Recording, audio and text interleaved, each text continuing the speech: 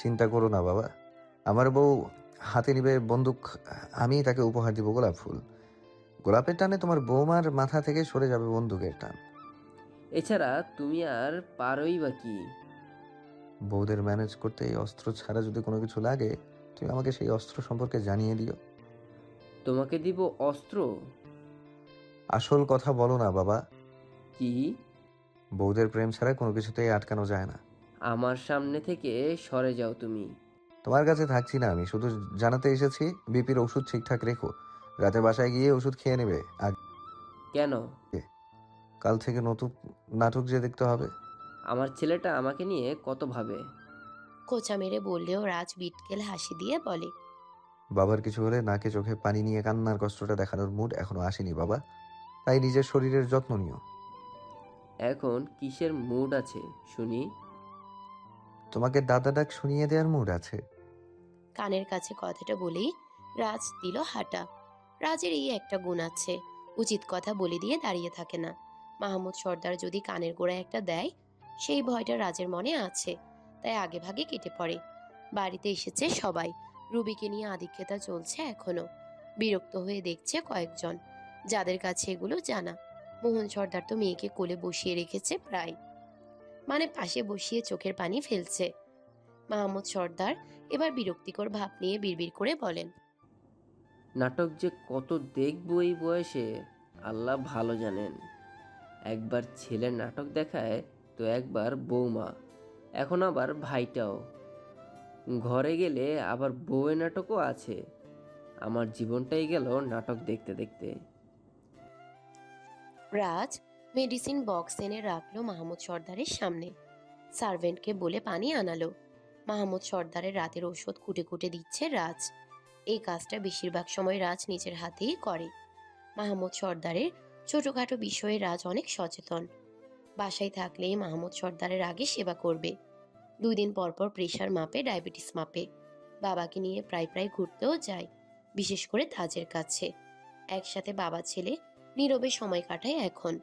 মাহমুদ সর্দার এখন আফসোস করেন, কেন তিনি রোহিণী মারা যাওয়ার সময় রাজকে সময় দিলেন না। তিনি নিজেকে দোষারোপ করলেও পরিস্থিতি তো তাকেও একা করে দেয়। তার মানসিক অবস্থা খারাপ ছিল। রোহিণী রোহিণী করতে করতে তিনি যে কতবার আত্মহত্যা করতে চেয়েছিলেন, এটা ওই সময়কার সবাই জানে। মাহমুদ সর্দার একবার মালিনীর দিকে তাকালেন। সোনালির কটূক্তি পেয়ে মহিলাটি বদলে গেল। মাহমুদ সর্দারের ওষুধ স্ত্রী হিসেবে তিনি ঠিকভাবে নজরেই রাখেননি। সিয়া আর হিয়া তাও টুকটাক থাকে মাহমুদ সর্দারের সাথে। এই পরিবারে বাবা ভক্ত বলতেই সিয়া আর হিয়া। মাকে অবশ্যই ভালোবাসে, কিন্তু বাবাকে যেন একটু বেশি যত্ন করে। মাহমুদ সর্দার ওষুধ খাওয়া শেষ করতেই মায়া সোফা থেকে উঠে দাঁড়ায়। সবার উদ্দেশ্যে বলে, সবাই রাতের এই ইমোশন পার্ট শেষ হলে আমি এবার কিছু জানাতে চাই। মায়ার দিকে তাকালো। মায়া বলে, আমার ভাই ও হবু ভাবিকে ঘুমানোর জন্য রুম দেওয়া হোক। আমার তো মনে হয় হবু ভাবি আর মিলি অনেক ক্লোজ, তাই তারা একসাথে থাকতে পারবে ভাই। বীর বলে ওঠে, আমি আর যারা এখানে থাকছি না, আমরা এখনই চলে যাচ্ছি, আবার সকালে আসব। এইটুকু সময়ের জন্য চলে যাবে? কিছু কাজ আছে আমার, আর তোর হবু ভাবিকে নিয়ে রিস্ক নিতে চাই না, তাই ওকেও নিয়ে যাব সাথে করে। সোনালি ব্রুকুচকে বলে, যারা আমার আমানত, আমার বোনের মেয়েও, আমি যারার গার্ডিয়ান। ওকে নিয়ে এতটা অবসেশন কেন তোমার? আপনার আমানত এখন আমার জীবন, নিজের জীবনকে নিয়ে তো অবসেশন থাকবেই। যারার বিয়ে তোমার সাথে হয় কিভাবে? তোমার পরিবার কি মেনে নেবে? আমার পছন্দ আমার কাছে মূল্যবান, তাকে নিজের করে রাখার ক্ষমতা আমার আছে। তাকে একটা টোকাও কেউ দিতে আসলে শেষ হয়ে যাবে সে, সেখানে কেউ বাধা দিবে এটা আপনি ভাবলেন কিভাবে? সোনালি চুপ করে আছে। মালিনী বলে, বীর বাবা, মেয়েটাকে নিয়ে ভাইয়ের সাথে কথা বল একবার। দুঃখিত ফুপু, বলে বীর জারার হাত আঁকড়ে নিয়ে বলে, আমি আমার জীবনে আসা এই নারীকে নিয়ে এত আতঙ্ক বা অপশনাল হিসেবে থাকতে চাই না। She is only my heart, and heart always have to be only one. তুমি তোমার বাবা মাকে মূল্যায়ন করবে না? অবশ্যই বাবা মা আমার জীবন, আমি তাদের সুখের কথা চিন্তা করি। তারা আমাকে জন্ম দিয়েছেন, কিন্তু বাবা মাকে বলে আমি যারাকে আমার জীবনে রাখবো কি রাখবো না এটা বিচার করে চলতে পারবো না। বাবা মা জানতে পারবে অতি শীঘ্রই। কি অদ্ভুত ব্যাপার তাই না? তোমার 2 বোন আছে, ভালোবাসার মানুষ আছে, কিন্তু তোমার বাবা মা জানে না। সোনালির কথাকে পাত্তা না দিয়ে বীর বলে ওঠে। অদ্ভুত ব্যাপার তো এটাও যে একজন পুরুষের বউ আছে বাচ্চা আছে জেনেও আপনি পুরুষটিকে নিজের করে নিলেন। কতটা ধিক্কার পাওয়ার মতো কাজ করেছেন আপনি। ওই বাচ্চা মেয়েটির উচিত ছিল আপনাকে গলা টিপে মেরে ফেলা। আমি হলে তাই করতাম। বীরের এমন কথাতে তেলে বেগুনে চলে ওঠে সোনালি। জারার দিকে চোখ রেখে বলে, তোর সামনেই আমাকে অপমান করছে, তুই তাও ওর পাশে দাঁড়িয়ে আছিস? তো কি আপনার পাশে গিয়ে নাগিন ড্যান্স দিবে আবারও? নাগিন সেজে কি করে অন্যের সংসার ভাঙতে হয় সেই প্রশিক্ষণ দিবেন আপনি ওকেও? পারেন তো এগুলোই করতে, কিন্তু এবার আর এমনটা হবে না। রাজ কথা থামিয়ে বলে, আরে ভাই, তুই তোর জানটাকে নিয়ে বিদায় হ। আমিও এবার আমার বউটাকে নিয়ে বিদায় হই। সবাই রাজের দিকে তাকালো।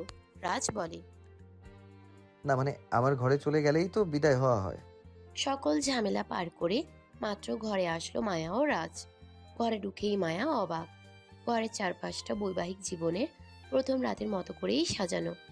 মায়া চারপাশ দেখছে আর পিছন থেকে দরজা লাগিয়ে দেয় রাজ। রাজ দরজা লাগিয়ে দিতেই পিছনে ঘুরে মায়া বলে, আর কত বাসর হবে মন্ত্রীমশাই? বাসরে বাধা যতবার আসবে ঠিক ততবার। বাসর নতুন যুগলদের হয়। আমরা কি পুরাতন? আজকেও তো রিসেপশন পার্টি হলো। মায়া এসে বিছানায় ছিটিয়ে রাখা গোলাপের পাপড়ি ছুঁয়ে দেখছে। রাজ মায়ার গা ঘেঁষে বসে মায়ার গলার কাছে নাক ঘষতে থাকে। মায়া রাজের চোখের দিকে চোখ রাখে। মায়া যে হাত দিয়ে ফুল ছুঁয়ে আছে, রাজ ওই হাতটা ধরে মায়ার হাতের উল্টো পিঠে চুম্বন দিল। মায়ার হাত টান দিয়ে উঠিয়ে দাঁড় করালো রাজ। মায়ার কোমর নিজের 2 হাতের মাঝে নিয়ে নেয় রাজ। মায়া হেসে দিয়ে বলে, রাজ দুষ্টু হেসে বলে, আমি কি মায়াবতী? লাগাম দিতে পারেন না? সব সময় এমন অভদ্র ভাষায় প্রয়োগ করেন কেন? রাজ মায়ার মুখে চুম্বন দিয়ে মায়াকে আরো শক্ত করে আলিঙ্গন করে বলে।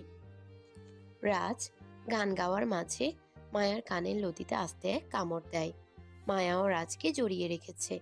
গান শেষ করে রাজ বলে, যেদিকেই যাই শুধু অশান্তি। বউকে নিয়ে একমাত্র দরজা লাগিয়ে থাকতেই যেন শুধু শান্তি। মায়া হেসে দেয় রাজের কথা শুনে। রাজ মায়াকে পাজা কোলে করে নিয়ে বাথরুমের দিকে যেতে নেয়। মায়া বলে, আজকেও? কি আজকেও? দুষ্টুমি করে বলে রাজ। মায়া উত্তরে বলে, আপনার মাথায় পোকা ধরা বাথরুম বিলাস। ওখানেই তো শান্তি। কি এক পেয়েছেন আপনি? ওখানে কিসের শান্তি শুনি? একবার একটা মুভি দেখেছিলাম, নায়ক নায়িকা মিলে বাথটাবে জাম্পিং জাম্পিং রোমান্স মুহূর্ত কাটায়। ওটা দেখে আমি সিদ্ধান্ত নিই বিয়ের পর আর যাই করি বাথরুম বিলাস ছাড়ছি না। তাই তো বাথরুমে আমার লাখ টাকার বাথটব রেডি। এবার দ্রুত আমার সাথে চলো মায়াবতী। এরপর আর অপেক্ষা করে না রাজ, চলে যায় তার মায়াবতীকে নিয়ে বাথরুম বিলাস করতে। সকালবেলা সবাই খাবারের জন্য এক জায়গায় এসে হাজির। মাহমুদ সর্দার বলেন, বীর আর যারা আসেনি? বলতে না বলতেই ওরা হাজির। বীরের পাশে জারাকে দেখে সোনালি এগিয়ে আসে। জারার কাছে যেতে নিবে, বীর জারার সামনে দেয়াল হিসেবে দাঁড়িয়ে থাকে। সোনালি বিরক্ত হলেও শান্ত হয়ে বলে, আমি জারার খালামণি। আমি যারার সব কিছু। আমি কি এখন ওর সাথে কথাও বলতে পারবো না? আপনার ভাবভঙ্গি হিসেবে না। সোনালি আরো কিছু বলতে নিবে, মোহন সর্দার ও রুবি নিচে নেমে আসে। মোহন সর্দার রুবির সাথে হেসে হেসে কথা বলে নামছে। রুবিকে নিজের পাশে বসিয়ে খাবার দিচ্ছে। সোনালি ভ্রু উঁচিয়ে বলে, বাবার দরদ উঠতে উঠছে নাকি? বীর শুনতে পায়। জারার কাঁধে হাত রেখে যেতে যেতেই বলে, বাবা হয় কতদিনই বা আপনার শয়তানি চাল চালবেন? সোনালি রেগে গেল, মুখ ফুটে কিছু বলল না। ভাবছে একটা সুবর্ণ সুযোগের জারাকে আলাদা পাওয়া বাকি শুধু। ওদেরকে এখন বাদ দিয়ে সোনালি এগিয়ে এলো রুবির পাশে। রুবির কাছে বসে একটু বলে, পর তোমার পুতুল বর আর মায়া মেয়েটা আসবে। তুমি তোমার পুতুল বরের কাছে যাবে, ওকে ভোলাবে। রুবি সোনালির দিকে ফিরে বলে, যদি উল্টোপাল্টা কিছু ঘটে যায় তখন? কিছুই ঘটবে না। তুমি শাহানার মেয়ে, রাজ ওর ছোট মায়ের মেয়েকে আগলে রাখবে, ভয় নেই তোমার। রুবি ঢোক গিলে বলে, আমি বাস্তবে শাহানার মেয়ে না যে এই মন্ত্রী আমাকে আগলে রাখবে। ওরা স্বামী স্ত্রী মিলে আমাকে কিমা বানাবে রে শাকচুন্নি মহিলা। মায়া রাজ রেডি হয়ে নিচে নামছে। সোনালি কনুই দিয়ে গুঁথা দিল রুবিকে। রুবি মাথা দুদিকে নাড়িয়ে নাকচ করে। সোনালি কাটা চামচ দেখিয়ে ভয় দেখালো। রুবি শুকনো ঢোক গিলে উঠে দাঁড়ায়। ছুটে গিয়ে আগেই মায়াকে ধরে বলে, সরি ম্যাম, আমাকে শিখিয়েছে। বলেই রাজের সামনে গিয়ে বলে, পুতুল বর। রুবির মুখে হাসি কিন্তু অন্তরে ভয়। রুবির হাসি দেখেই বোঝা যাচ্ছে সে ভয়তে ভয়তে করছে অভিনয়। রাজ মায়ার বাহু ধরে আছে। রুবির দিকে তাকিয়ে বলে, আমি এখন আস্ত এক মানুষ, বড় হয়ে গেছি। এখন সেই পুতুল বরের জামানা নেই পুতুল বউ। রুবির পাশ কেটে চলে গেল রাজ ও মায়া। সোনালি কাটা চামচ নিয়ে খালি প্লেটের উপরে ঘোরাচ্ছে। রুবিকে ইশারা করছে রাজের পাশে বসার জন্য। সোনালির এই ইশারা নজরে আসে জারার। জারা না খেয়ে তাকিয়ে আছে রুবি ও সোনালির দিকে। জারাকে খাবার নিয়ে বসে থাকতে দেখে বীর জারার মুখের দিকে তাকালো। জারা একবার সোনালি তো একবার রুবির দিকে তাকিয়ে আছে। বীর ভ্রুকুটি করে প্রশ্ন করে, ওদেরকে কি দেখছো? দেখছি খাল কেটে কিভাবে মানুষ কুমির আনে। মানে? মানে এই যে আমার খালামণি তার সতীনের মেয়েকে আনলো, তাই আর কি। জারা যে সবকিছু জানে এটা বীরের কাছে ধরা দিল না। জারা মনে মনে বলে, যে মেয়েকে তুমি তোমার সতীনের মেয়ে বানিয়ে এনেছো সেই মেয়ে তো তোমার ছেলের গার্লফ্রেন্ড খালামণি। যখন মিহি আসবে তখন দৃশ্যটা কি হবে এটাই ভাবছো। লোকে বলা বলি করবে সৎ ভাই বোন কিনা বয়ফ্রেন্ড গার্লফ্রেন্ড। অবশ্য তুমি তো জানো ওরা সৎ ভাই বোন না। মিহি তো সর্দার বাড়ির ছেলেই না। খেলা তো ওর জমে যাবে। রাজ ওর চেয়ারে বসতেই রুবি এসে দুঃখ প্রকাশ করে বলে, তুমি কি আমাকে ভুলে গেছো পুতুল বর? আমাকে আগের মতন ভালোবাসো না তুমি। তোমার ছোট মাকেও ভুলে গেছো তুমি। রাজ এবার সামনে থাকা গ্লাস নিয়ে ঢকঢক করে পানি গিলল। পানিটা পান করেই রুবির দিকে ফিরে বলে, ছোট মাকে আমি ভুলিনি, কিন্তু তার মেয়েকে অবশ্যই ভুলে গেছি। একসাথে এতজনকে মনে রাখতে গেলে তো আমি নিজেকেই ভুলে যাব। এখন এসব দুঃখ কষ্ট বাদ দিয়ে নিজের বাবার পাশে গিয়ে বসো বোন। রুবিকে বোন বলাতে হিচকি উঠল সোনালির। মোহন সর্দার গ্লাস এগিয়ে দিল সোনালির দিকে। যারা মিটমিট করে হাসছে আর বলছে, আজকেই এই দশা, দুদিন পর যখন ছেলে আসবে তখন তো আরো বাকি। রুবি মনে মনে সর্দার বাড়ির 14 গোষ্ঠী উদ্ধার করে। মোহন সর্দারের পাশে বসে খাবারে মন দেয়। মাহমুদ সর্দার রাজের পাশে বসে থাকেন। তিনি এবার রাজের উদ্দেশ্যে বলেন, ওদিকটায় কি খবর? দেশে আনা হচ্ছে, এর মাঝে এই নতুন নকল পুতুল বউ কি ঘটিয়ে দেয় কে জানে। তোমার পুতুল বউ ছাড়ো, এই যে মাফিয়া ভাইটা আছে ওর পাশের নাগিনটাকে দেখো। রাজ একবার আর চোখে জারাকে দেখে বলে, নাগিন ড্যান্স করার আগেই নেউলে তাকে আঁকড়ে নিয়েছে। এই নাগিন এখন ড্যান্স দেওয়ার মুডে নেই। সোনালি কিন্তু ছাড়বে না ওদেরকে, এর ভার তোমাকেই বহন করতে হবে। চিল বাবা, বীর আর আমি আছি তো। চিন্তায় আছি, সে আসার খবর যেন কেউ না পায়। পাবে না, এমন প্রস্তুতি নেওয়া আছে। তুমি শুধু দেখো তোমার ভাইয়ের এই 2 নম্বর বউ ও তোমার 2 নম্বর বউ কিছু বুঝতে না পারে। ওরা বুঝতে পারলেই জীবন শেষ। তুমি কি মালিনীকে সন্দেহ করছো? আমি তোমাকেও সন্দেহ করি বাবা। আমি কি করেছি আবার? বউয়ের আঁচল ধরে না আবার ছেলেকেই শত্রুপক্ষ বানিয়ে দাও। কষ্ট করে তোমাকে পৃথিবীর আলো দেখিয়েছি কি এই দিন দেখার জন্য? তুমি যে কষ্ট করে আমাকে পৃথিবীর আলো দেখিয়েছো, এই কষ্ট আমিও করছি বাবা। শুধু শুধু নিজের একার কষ্টটা দেখো না, এটা বংশীয় ভিত্তিক ভাবে চলতেই থাকবে। বেয়াদব! তুমি শুরু করলে আমি শেষ করলাম, এখন বেয়াদব হয়ে গেলাম। তুমি আর কিছু বলার আগে পিয়াসও তারেক আসে। দুজন দুজনার আলাদা কাছে আসে। পিয়াস এসেছে রাজকে নিতে, আর তারেক এসেছে মায়াকে নিতে। রাজ খাওয়া শেষ করে টাওয়াল দিয়ে হাত মুছে বলে, বডিগার্ড রাখা মানেও লস। বনি একটু বাইরে যাবো, ঘোড়া ডিমগুলো ভস্য না হয়ে পিছনে ঝুলতে ঝুলতে আসে। অবলা পিয়াস ও তারেক মুখটা শুকনো করে দাঁড়িয়ে থাকলো।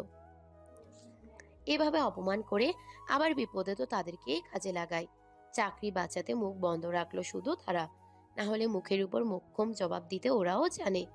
মায়া গাড়িতে বসতেই রাজ মায়ার পাশে বসে দরজা লাগিয়ে দেয়।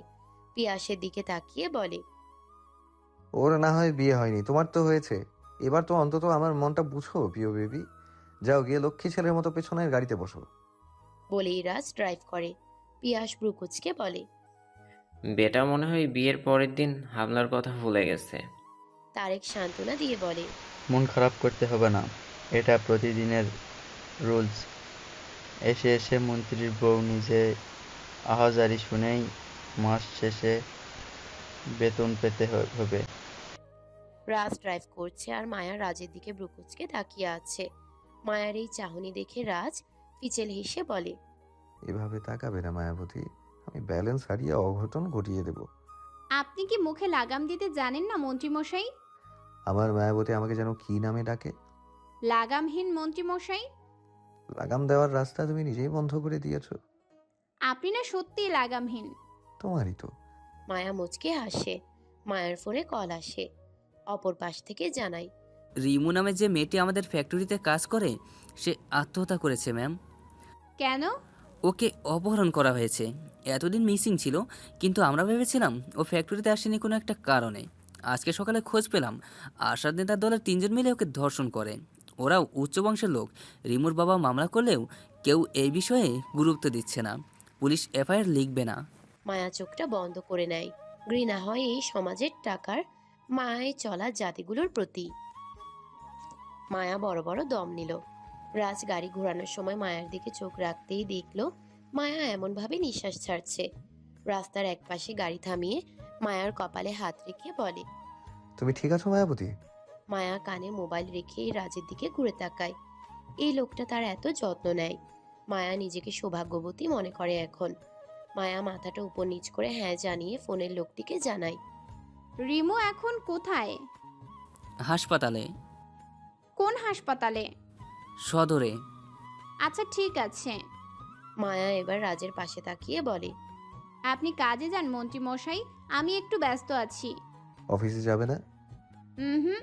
তাহলে? আমাকে আমার একটা কর্মীর কাছে যেতে হবে। ওর অ্যাক্সিডেন্ট হয়েছে, সর্দার হাসপাতালে যেতে হবে। আমিও। বাকিটা বলার আগেই রাজের কাছে কল আসে। রাজ ধরতেই ওপাশ থেকে জানায়, কিছুদিন আগে এক বৃদ্ধ লোক আপনাকে সাহায্য করেছিল, মনে আছে স্যার? উনি আজ আপনার সাথে দেখা করতে চায়। আমাদের বিরোধী দলের কিছু গুন্ডা মিলে ওনার মেয়েকে ধর্ষণ করেছে। তার জাস্টিস নিতে চায় সে। লোকটার পিছনে গুন্ডারা ধাওয়া করেছে। ওনার এখন আওয়াজকে অনেক প্রয়োজন স্যার। লোকটা এখন বিপদের মুখে। আপনার সাহায্য লাগবেই। আমি কি করব এখন? এদিকে আমাদের অফিসের সামনেই দলগুলো ছড়িয়ে ছিটিয়ে হাঁটছে। রাজ একবার মায়ের দিকে তাকিয়ে পিছনে তাকালো। গাড়ির জানালা দিয়ে হাত বাড়িয়ে দিল। পিয়াস ছুটে আসে রাজের হাত দেখে। রাজ পিয়াসের উদ্দেশ্যে বলে, মায়াবতীকে সাবধানে পৌঁছে দিবে তোমরা, আমি গুরুত্বপূর্ণ কাজে যাচ্ছি। কিন্তু বস, আপনাকে একা ছাড়াও তো রিস্ক। মায়া আতঙ্কের সাথে তাকালো রাজের দিকে। রাজ সোজা রাস্তার দিকে চোখ রেখে হিংস্রতা প্রকাশ করে বলে, আমার মায়াবতীর রিস্ক আমার জীবনের সবথেকে বড় রিস্ক। তুমি তাকে দেখো, আমি আমাকে দেখে নেব। বলেই রাজ মায়ের কপালে চুম্বন দিয়ে বলে, আমি একটু ব্যস্ত আছি মায়াবতী, ফ্রি হয়েই তোমার নিকট হাজির হব। মায়ার থেকে উত্তর না নিয়ে পিছনের গাড়িতে যায় রাজ, যেটাতে তারেকও অন্যান্য গার্ড আছে। পিছনের গাড়িতে এসে তারেককে উদ্দেশ্য করে বলে, সামনের গাড়িতে যাও, তোমাদের ম্যামকে দেখে রাখবে।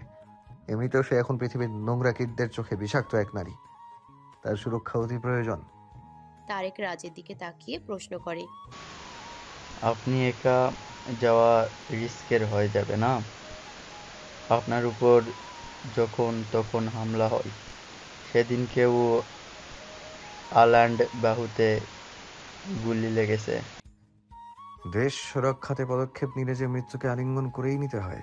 জীবনে একটা উদ্দেশ্য সফল করতে হলে সেই সফলতা অর্জনের জন্য জীবনটাও দিয়ে দেয়া শান্তির হয়। এটা সবসময় মাথায় রাখবে। আমাদের দেশের শহীদেরা কিন্তু নিজেদের জীবনটা আমাদের সুখের জন্যই দিয়েছিল। রাজের কথাতে তারেক সামনের গাড়িতে গেলে রাজ ফোন কানে নিয়ে বলে, আমি আসছি, তুমি যেভাবেই হোক ওই লোকটিকে আমার কক্ষে নিয়ে যাওয়ার ব্যবস্থা করো। রাজ কল কেটে পকেটে রাখতেই দেখলো মায়া গাড়ির দরজা খুলে দৌড়ে তার কাছে আসে। রাজ ব্রুকুচকে গাড়ি থেকে নামে। চোখ থেকে সানগ্লাস খুলে সাদা পাঞ্জাবির বুক পকেটে রাখে। মায়া এসে রাজের হাত ধরে বলে, আপনি কেন গার্ড ছাড়া যাবেন? আপনার যদি কিছু হয়? আমার কিচ্ছু হবে না মায়াবতী। এই পৃথিবীর বাজে লোকদের প্রতি আমার বিশ্বাস নেই। ওরা যখন তখন ছুরি চালিয়ে দেয়। আমি আপনাকে হারাতে পারবো না। আপনার আমার অনেক শত্রু, অনেক। আপনি বাকি গার্ড ডেকে নিন। দেরি হয়ে যাবে মায়াবতী। কেন, কিসের দেরি? এক অসহায় বাবা আমার জন্য পথ চেয়ে বসে আছে। মৃত্যুর মুখে থেকেও সে আমার দুয়ার হাজির হয়েছে। তার জীবনটা ঝুঁকিতে আছে আমার জন্যই। তাকে দেখতে হবে যে। অসহায় বাবা? হ্যাঁ, অসহায় বাবা। পরে বলবো তোমাকে তার কথা। এখন যেহেতু আমার দুয়ারে সে এসেছে, এই শাহমীর রাজের শত্রুর নজরে সেও পড়েছে। তুমি চিন্তা করবে আমার জন্য। তোমার মন্ত্রীমশাই এতটা দুর্বল না যে নিজেকে রক্ষা করতে জানে না। আমার এই পৃথিবীর কোনো কিছুতে ভয় নেই, শুধু আপনাকে হারানো ছাড়া। রাজ মায়ার চোখে নিজের জন্য জমে থাকা ভয় দেখে ঠোঁট প্রসারিত করে। মায়ার গাল ছুঁয়ে বলে, আমার মায়াবতীকে দুর্বলতা একদম মানায় না। তাকে সবসময় শক্ত মনের কঠোর নারীতেই মানায়। আমি যে আমার হিংস্র মায়াবতীকে বেশি ভালোবাসি। অন্তত পিয়াসকে সাথে করে নিয়ে যান। তুমি এখন যে রাস্তা দিয়ে হাসপাতালে যাবে, ওই রাস্তাটায় আমার শত্রুপক্ষের লোকের আনাগোনা বেশি। পিয়াস বা তারেক একা পারবে না। গার্ড লাগবেই তোমাদের জন্য। আর আমি নিজেকে সামলে নিতে পারবো। এই জন্যই তো গার্ড নিতে চাই আমি। আপনি শুধু রোম্যান্সের পোকা মাথায় আনেন আর সব কিছু হেলাফেলা করেন। জীবনটা যদি গার্ড দিয়েই ভরে রাখি, তো বউ নিয়ে সময় কাটাবো কখন শুনি? ইয়ার কি করবেন না এখন? সময় কম মায়াবতী। আমাকে দ্রুতই যেতে হবে, না হলে আমি তার বিপদ মুক্ত করতে পারবো না। মায়া এবার আর অবুচের মতো করলো না। মায়া নিজেও রিমোর কাছে তাড়াতাড়ি পৌঁছাতে চায়। রিমোর অবস্থাও ভালো না। গরিব মেয়েটির ওখানে কোনো সুরক্ষা নেই। গার্ড থাকলেও বা কি, সরকারি হাসপাতালে কি আর সেফটি আলাদাভাবে দেওয়া সম্ভব? আলাদা কেবিন নেইছে। মায়া দ্রুত গিয়ে রিমুকে অন্য স্থানে রাখতে চায়।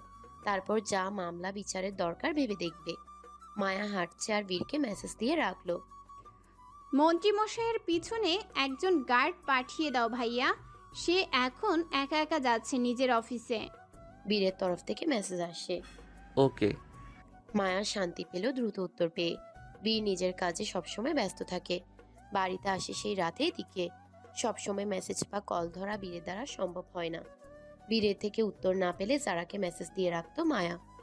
আপাতত মায়া দীর্ঘশ্বাস নিতেই পিছন থেকে সেই ডাকটা আবার শুনতে পায়।